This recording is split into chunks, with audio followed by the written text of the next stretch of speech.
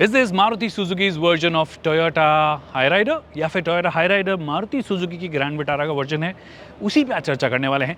नमस्कार खमागणी दिव्य सज्जनों, my name is Vikas Yogi, you watching us in studio and here is everything that you need to know about the Maruti Suzuki Grand Vitara.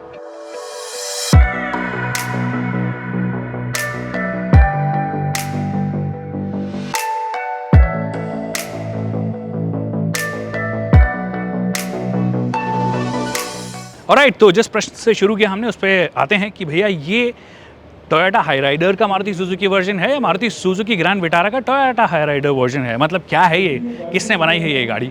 Actually गाड़ी दोनों ने मिलकर बनाई है। जो प्लेटफॉर्म है ग्लोबल सी, जो TECT प्लेटफॉर्म है, वो मारुति सुजुकी का प्लेटफॉर्म है।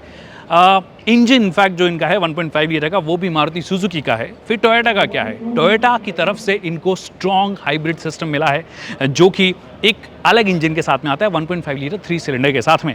तो क्या कुछ है उसके बारे में डिटेल में बात करेंगे, बट अभी शुरुआत करते हैं कि भैया लुक्स में कैसी लग रही है, क्या टोयोटा हाईराइडर से मिलती है। अगर आप ओवरऑल सिलुएट की बात करोगे गाड़ी की, तो ओवरऑल सिलुएट गाड़ी का एक्चुअली देखने में, स्पेशली अगर आप साइड से गाड़ी को देखते हो तो आपको समझ में आएगा कि काफ़ी सिमिलर है। इनफैक्ट साइड से तो बहुत ही ज़्यादा सिमिलर लगेगी। अलॉय व्हील्स का जो डिज़ाइन है वो आपको XL6 याद दिलाएगा। 215 60 17 मतलब 17 इंच के आपको टायर्स मिलते हैं। Top of the line variant में भी इन्होंने 18 इंच दिए हैं, जो कि हमने हाईराइडर में शायद देखा था। यहाँ पे 17 इंच इन्होंने रखे हैं। ओवरऑल क्लैडिंग की अगर आप बात करोगे तो बहुत ज़्यादा प्रोमिनेंट एक्चुअली क्लैडिंग यहाँ पे नज़र नहीं आती है, जो कि अगर आप मारुति सुजुकी की जो ब्रेजा भी आई नई वाली, उसमें देखोगे कि बॉडी के प्रोपोर्शन में उसका क्लैडिंग थोड़ा ज़्यादा था। शायद यहाँ पे वो करने की ज़रूरत थी, क्योंकि ये थोड़ी गाड़ी बड़ी है। मतलब लंबाई के मामले में भी उससे बड़ी है, ऊंचाई के मामले में भी उसके ऑलमोस्ट बराबर है, बट लंबाई बड़ी है, तो क्लैडिंग यहाँ पर एक्चुअली ज़्यादा प्रोमिनेंट दी जा सकती थी। बाय द वे, ये जो पार्ट आप देख रहे हो लोअर पार्ट, ये एक्सेसरी है, तो ये आपको स्टैंडर्ड नहीं मिलेगा। ये वाला जो पार्ट है ये भी एक्सेसरी है, सिर्फ जो बेसिक क्लैडिंग होती है वो आपको मिलेगी। तो आप इन शॉर्ट समझ सकते हो, एक छोटी सी क्लैडिंग, ये जो दिख रहा है आपको, ये छोटी सी क्लैडिंग आपको नजर आएगी। ये टॉप ब्लू वाला जो पार्ट है, या फिर ये जो नीचे वाला सरफेस है, ये आपको एज एन एक्सेसरी मिलेगा। फ्रंट में एक्चुअली जो गाड़ी है वो यहाँ से आपको लगेगा कि भैया हाँ, ये मतलब हाईराइडर से अलग है, क्योंकि जो सबसे ज़्यादा बड़े चेंजेस हैं वो फ्रंट और रियर में किए गए हैं। फ्रंट बट फिर भी आपको थोड़ी शायद, क्योंकि ग्रिल की वजह से, जो न्यू ग्रिल्स हमने XL6 में देखी है, XL6 के जैसा थोड़ा लग रहा है। बट यहाँ पे ऑफकोर्स ग्लॉसी फिनिश दिया गया है। अगर आप देखोगे ग्लॉसी फिनिश दिया गया है। और ये जो अगेन जो क्रोम है, ये ज़्यादा ब्रॉड लगता है, इंस्टेड मतलब ज़्यादा थिक लगता है। अगर आप कंपेयर करोगे XL6 से, तो वो थोड़ा सा स्टैंड आउट करता है। बट कुछ सर्टेन एंगल से, स्पेशली अगर आप सिर्फ ये वाला पार्ट देखोगे तो आपको XL6 की थोड़ी बहुत याद दिलाएगा। बट वो कॉमन डिज़ाइन लैंग्वेज जो हम यूजुअली देखते हैं वो नज़र आती है। ये आपको DRLs दी गई है, ट्रिपल सॉर्ट ऑफ DRLs हैं, LEDs है ऑफकोर्स। हेडलैम्प आपको यहाँ पे दिया गया है, हाई बीम हो या लो बीम हो, दोनों में आपको हेडलैम्प जो है वो LED ही नज़र आता है। अदर देन दैट, जो स्किड प्लेट है, स्किड प्लेट आपको ऑफकोर्स ये प्लास्टिक ऑफकोर्स होता है, और ये थोड़ा सिल्वरिश स्लैश ग्रे फिनिश जो है, जो आपका मैट सॉर्ट ऑफ फिनिश है, वो आपको दिया गया है। ये जो पार्ट है, हालांकि ये एज एन एक्सेसरी आपको मिलता है। सो ये हो गया फ्रंट में। और ये जो इनफैक्ट ये जो क्रोम है, ये भी आपको एक्सेसरी मिलता है। तो जो बेसिक होगा उसके अंदर आपको ये सिर्फ मैट फिनिश मिलेगा, और ये सारा पार्ट हटा दीजिए आप, ग्लॉसी वो यहाँ पे नहीं मिलेगा। And now that's the most interesting angle, या फिर जो मेरा फेवरेट एंगल है ग्रैंड विटारा का, वो है ये इसका रियर। और वो इसलिए क्योंकि बहुत ही स्लीक आपको टेल लाइट नज़र आती है, जो कि आपने वो स्लीक वाली tail light actually LEDs of course यहाँ पे दी गई है। और ये स्लीक टेल लाइट ट्रीटमेंट हमने बहुत सारी कारों में ऑफ लाइट देखा है। इनकी ही S-Cross जो आती है ग्लोबल, उसके अंदर भी ऑलमोस्ट सिमिलर स्लीक ट्रीटमेंट है। अभी रिसेंटली हमने मेरिडियन में देखा था, वैसा वाला ट्रीटमेंट है। मेरिडियन में वो ब्लॉक्स बनते हैं, यहाँ पे दीज आर मोर हॉरिजॉन्टल। उसके अलावा अब जब पीछे आई गए हैं तो आपको बता दूं, ऑल ग्रिप वर्जन है, ऑल व्हील ड्राइव इसका मतलब आपको मिलता है।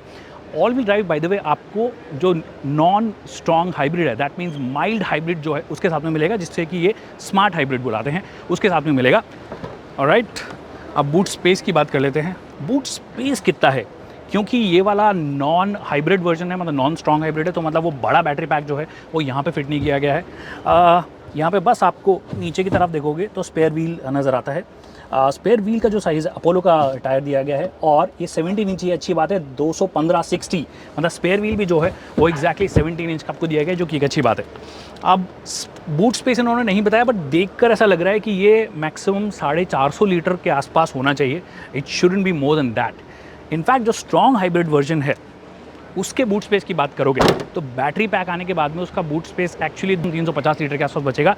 दैट मीन्स आप एक जो ठीक ठाक मीडियम साइज़ का वो जो सूटकेस होता है उसे ढंग से खड़ा नहीं कर सकते हो, you will have to kind of उसको लेटाना पड़ेगा। एक्सटीरियर में जहाँ पे आपको फिर भी थोड़े बहुत चेंजेस जो हैं वो नज़र आए कि भैया काफ़ी काम किया गया है, मारुति सुजुकी ने अपना तड़का दिया है। पर अंदर की तरफ अगर आप आओगे तो गाड़ी के अंदर जो एक्चुअली हाईराइडर अगर आपने देखी है तो वैसा सा ही आपको यहाँ पे लुक जो है नज़र आ जाएगा। थोड़ी लाइट बेटर हो जाए तो मज़ा आ जाए, बट यहाँ पे लाइट की एक्चुअली कमी है। बट ओवरऑल आपको बताऊँ, यहाँ पे आप देखोगे तो हार्ड प्लास्टिक नज़र आएगा, फिर यहाँ पे एक कुछ एलिमेंट है और ये जो है लेदरेट फिनिश आपको दिया गया है, ये थोड़ा ग्रेइश है, ग्लॉसी ग्रे। फिर यहाँ पे आप देखोगे तो आपको ग्लॉसी ब्लैक कलर का एलिमेंट दिया गया है। तो ग्लॉसी के साथ में बहुत कुछ प्ले अराउंड करने की कोशिश ये, प्लस लेदर फिनिश चाहे यहाँ पे देख लीजिए, फिर आप चाहे यहाँ पे देख लीजिए, आपको नज़र आ जाएगा। तो वो इसे थोड़ा सा एक अलग फील देता है, क्योंकि मारुति सुजुकी की कार्स में एक्चुअली ये देखे हुए हमेशा ज़माना हो गया। आई एम नॉट श्योर किसी ज़माने में आते होंगे, बट अभी लेदरेट फिनिश भी दे दिया गया है, सॉफ्ट टच आ गए हैं कुछ जगह पे, वो बड़ी बात है। बट जब प्लास्टिक क्वालिटी की अगर आप बात करोगे तो ये बहुत ही जानी पहचानी और खुशबू भी जो है वो सेम आपको नज़र आती है, क्योंकि सालों से ऑलमोस्ट वैसा सा ही मटेरियल ये यूज़ करते आए हैं। फिट एंड फिनिश लेवल्स की अगर बात करोगे तो कुछ जगह पे अभी भी थोड़े से बेटर हो सकते थे, स्पेशली ये वाले जो पार्ट्स अभी भी मारुति सुजुकी यूज़ करती है, ऐसा लगता है कि ये निकल जाएंगे टू बी ऑनेस्ट। तो वो एक चीज़ है। बट एक चेंज के लिए ऑफकोर्स अप्रिशिएट करना चाहिए, बट एक उम्मीद जो हमें रखनी चाहिए उनसे वो ये कि I hope selection of plastic जो है वो थोड़ा सा बेहतर हो जाए उनका। से कंपैरिजन में अगर आप Hyundai क्रेटा की बात करोगे या सेल्टोस की बात करोगे तो वहाँ पे क्वालिटी लेवल्स या फिट एंड फिनिश लेवल्स जो है वो ज़्यादा बेहतर आपको नज़र आते हैं। बाकी स्टीयरिंग व्हील की अगर आप बात करोगे तो टिल्ट एडजस्टमेंट और टेलीस्कोपिक एडजस्टमेंट दिया गया है। By the way alpha variant है और अल्फा वेरिएंट में कुछ चीज़ें मिस आउट होती हुई नजर आएंगी, जैसे कि हेड अप डिस्प्ले आपको यहाँ पे नहीं मिलता है। हेड अप डिस्प्ले लेने के लिए आपको इसका top of the line variant लेना पड़ेगा, अल्फा प्लस उस वेरिएंट का नाम है। और इसके अंदर ना वायरलेस चार्जर नहीं है, which is kind of sad, क्योंकि अल्फा वेरिएंट है बॉस, और अल्फा वेरिएंट सस्ता नहीं होगा, उसमें आप वायरलेस चार्जिंग नहीं दे रहे हो, जो कि इनफैक्ट बलेनो जैसे सस्ती गाड़ी होगी उसके अंदर भी मिलता है। 10 इंच की टच स्क्रीन आपको मिलती है, 10 इंच से बड़ी है ऑफकोर्स, और ये जो ग्राफिक्स है वो नए वाले हैं। दैट मीन्स ये प्रो स्टूडियो या स्मार्ट प्ले प्रो जो भी स्टूडियो बोलते हैं वो आपको मिलता है। इसमें वायरलेस एंड्रॉइड ऑटो और ये सब चीज़ें मिल जाती है, इसको आप चेंज कर सकते हो। बाकी कनेक्टिविटी ऑप्शन भी आपको मिल जाते हैं, voice command and all of that you see. और अगर आप इसका जो हाइब्रिड वर्जन लेते हो, जो कौन सा है वो माइल्ड हाइब्रिड वर्जन लेते हो, स्मार्ट हाइब्रिड, तो यहाँ पे स्पीड फ्लो वगैरह वो भी आपको दिखा देता है। बट हाँ, टच रिस्पॉन्स वगैरह सब बहुत अच्छा है। और ये जो बटन्स आप देखोगे एसी कंट्रोल के, ये भी आपको जाने पहचाने लगेंगे, मारुति सुजुकी की बहुत सारी कार्स में मिलते हैं। फिर ट्रैक्शन कंट्रोल ऑफ ऑन करने का button, auto engine start stop या ऑफ करने का बटन वो यहाँ पे आपको दे दिया गया है। और बाकी ये सारे के सारे खोखे हैं, इनमें कुछ भी नहीं है बाय द वे। ये ऑटोमेटिक वेरिएंट है, दैट मीन्स ये 6 स्पीड का टॉर्क कन्वर्टर आपको यहाँ पे मिलता है। सीट कंफर्ट की मैं स्पेसिफिकली बात करूँ तो सीट कंफर्ट एक्चुअली अच्छा है, सीट बहुत अच्छी लगती है, आपको अच्छे से होल्ड करके रखती है, उसमें कोई दिक्कत नहीं है। बट इलेक्ट्रिक एडजस्टमेंट आप भूल जाइए, इलेक्ट्रिक एडजस्टमेंट नहीं दिया गया है, जो कि एक बहुत बड़ा डिसअपॉइंटमेंट है मेरे हिसाब से, क्योंकि इस सेगमेंट में इलेक्ट्रिक एडजस्टमेंट देना बहुत आम बात है और इस सेगमेंट में वेंटिलेटेड सीट्स देना भी आम बात है। बट यहाँ पे वेंटिलेटेड सीट्स एक्चुअली अगर आप अल्फा वेरिएंट लेते हो आपको नहीं मिलते हैं, आपको top of the line variant लेना पड़ेगा तो ही आपको वेंटिलेटेड सीट्स मिलेगी, जिसमें कि आपको लेदर सीट, इनफैक्ट सीट जो है, जो पूरा स्ट्रक्चर है वो एक्जैक्टली सेम है, परफोरेटेड भी है, बट यहाँ पे आपको लेदर वो जो वेंटिलेटेड सीट्स है वो मिस आउट करती हुई दिखेंगी, मतलब वो नहीं आपको मिलती है। बाकी ओवरऑल ये फ्रंट सीट का हाल है। ओवरऑल कुशनिंग अच्छी है, लेदरेट अच्छी है, बहुत ही ऑप्टिमम जो है कुशनिंग आपको मिलती है। और यहाँ पे आर्मरेस्ट ऑफ कोर्स आपको मिलता ही मिलता है, जो कि आप एडजस्ट कर सकते हो, एग्जैक्टली सेम जो हमने हाईराइडर में देखा है। तो मोस्टली आपको यहाँ से हाईराइडर के जैसे लगेगी। अगर आप इसका top of the line variant लेते हो तो उसमें ऑल ब्लैक इंटीरियर मिलता है और कुछ गोल्डन इंसर्ट्स मिलते हैं बाय द वे, वो मुझे पर्सनली थोड़ा सा ज़्यादा बेहतर लगा। अब चलते हैं रियर सीट में। दरवाज़ा एक्चुअली उतना ज़्यादा रीएश्योरिंग साउंड नहीं देता, मतलब उतना अच्छा मटेरियल नहीं लगता है। दैट डजेंट नेसेसरली मीन कि भैया इसको सेफ मतलब जो क्रैश टेस्ट रेटिंग है उसमें कैसी परफॉर्मेंस मिलेगी, बट ओवरऑल भारी उतना ज़्यादा नहीं लगता, काफ़ी हल्का लग रहा है। एनीवे मैं रियर सीट पे आ गया हूँ और रियर सीट जो है, ये वाली जो सीट है वो ऑलमोस्ट 6 फुट से बड़े बंदे के हिसाब से एडजस्टेड है। उसके बाद में मैं यहाँ पे बैठ पा रहा हूँ, मतलब 6 फुट से भी ज़्यादा वाला बंदा है उसके बाद में बैठ पा रहा हूँ। दैट मीन्स 5'9", 5'10" का बंदा यहाँ पे इजीली बैठ जाएगा, कोई दिक्कत नहीं होगी। हेडरूम मेरे पास बड़ा जब अभी पड़ा है, जबकि सीट जो है काफ़ी स्ट्रेट है और बुरी बात यह है कि काफ़ी स्ट्रेट सी पोजीशन है, ऐसे बैठोगे तो मेरे भी जो पाँव टच होने लग जाएंगे। ये 6-2 के हिसाब से एडजस्टेड, बाय द वे ये वाली जो सीट है वो 5-11 के हिसाब से एडजस्टेड है, और 5-11 अगर आगे बैठा है तो पीछे 5-10 का बंदा ईजिली बैठ सकता है, और फिर ये थोड़ा सा आराम में भी बैठ सकता है, मतलब अगर 5-8 5-9 तक के हो। हेडरूम जैसे कि आपको मैंने बता ही दिया कि हेडरूम ठीक ठाक है। क्या 3 लोग बैठ सकते हैं? एक्चुअली 3 लोग यहाँ पे बैठ सकते हैं, जैसे मैं बीच में बैठा हूँ, बट यहाँ पे कोई बड़ा नहीं बैठ सकता, क्योंकि जैसे आप यहाँ पे पाँव रखोगे तो फिर साइड वालों को थोड़ा बहुत हो सकता है परेशानी हो, बट अगर 2 बड़े साइज़ के और एक ठीक ठाक साइज़ का बंदा बैठा है तो यहाँ पे बैठा जा सकता है। और कुछ चीज़ें जो यहाँ पे मिलती है आपको, एग्जैक्ट रियर एसी वेंट, मुझे एक्चुअली ये वाला जो वेंट है वो बहुत ज़्यादा ना ऑल्टो की याद दिला रहा है, टू बी ऑनेस्ट, मतलब डिज़ाइन एटलीस्ट, तो ये वैसा वाला लग रहा है आपको। ये साइड को आप एडजस्ट कर सकते हो कि किस साइड आपको हवा चाहिए।